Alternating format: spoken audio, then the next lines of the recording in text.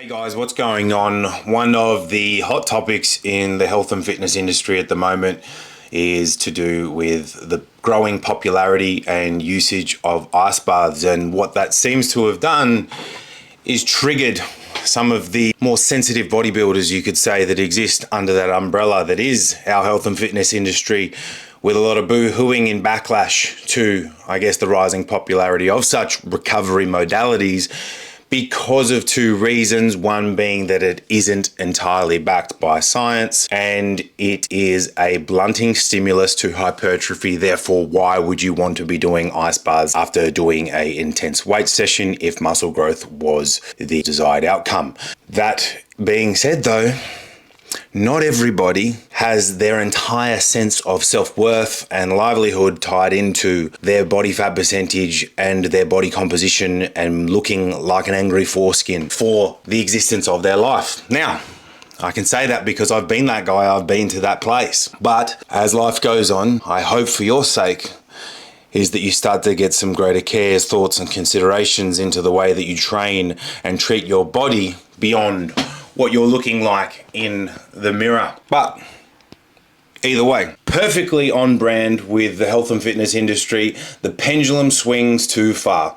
Common sense is completely thrown out the door, and instead of actually trying to help people, we fall back into the trend of trying to argue, disprove, deplatform, deter. I'm running out of D words, but you get my point. By consequence, people within the general population don't see the tiny little bits of context that are completely left out just so that they can portray a message that is going to suit their bias and their outcome. So when it comes to ice baths, I can tell you from my experience, by no means am I the smartest person when it comes to understanding the human body and all things physiology, training and nutrition. However, I'm pretty good. Experience leaves clues, as does history and success. So when I look at the types of people that I look up to, that I take inspiration from, that I strive to be more like, some of the things that they include and display within their health and lifestyle includes cold water therapies like ice baths. And there's something to be said for that. So rather than looking at just recovery, are ice baths worth it or not?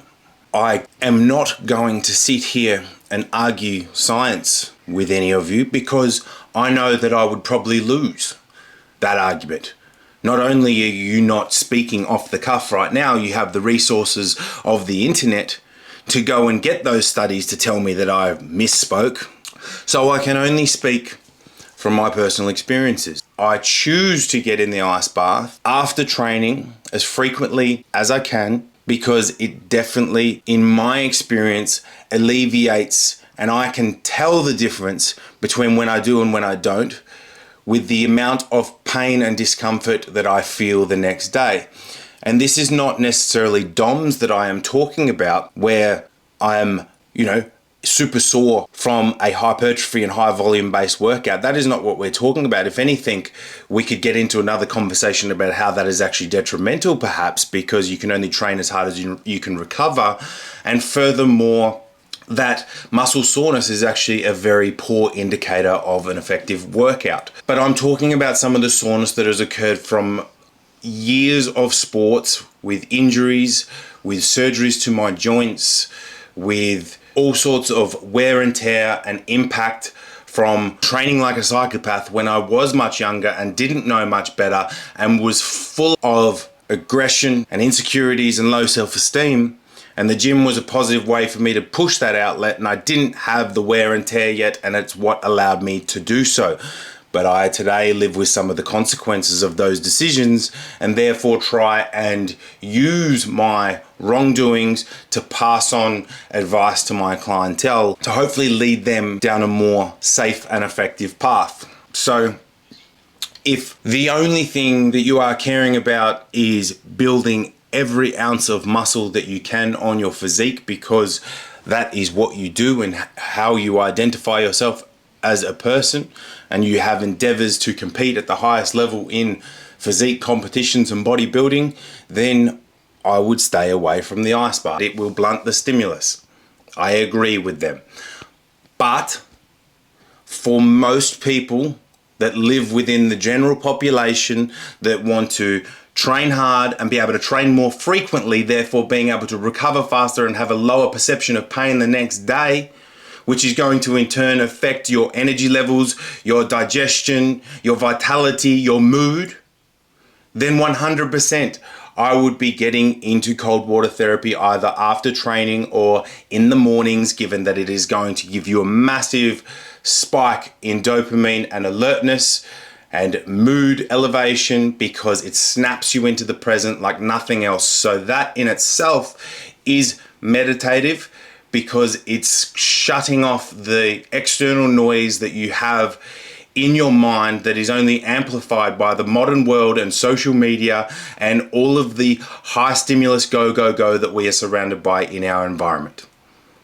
On top of that, society has become inherently soft and sensitive and therefore prioritize happiness well above purpose and inherently suffer because of it due to their inability to make hard decisions. Therefore, cold water therapy is one of our greatest opportunities to develop resilience. There has never been a time where I want to get in an ice bath, but there has never been a time where I regretted doing so. Either way, this is my 2 cents on cold water therapy. Do what you may with it. This is by no means medical or scientific advice. This is purely my opinion from what I've observed in my 10 to 15 years within the health and fitness industry as a professional and an entire lifetime in around health, sport and performance. Let me know what you think in the comments below. Like and subscribe. I'll see you on the next one.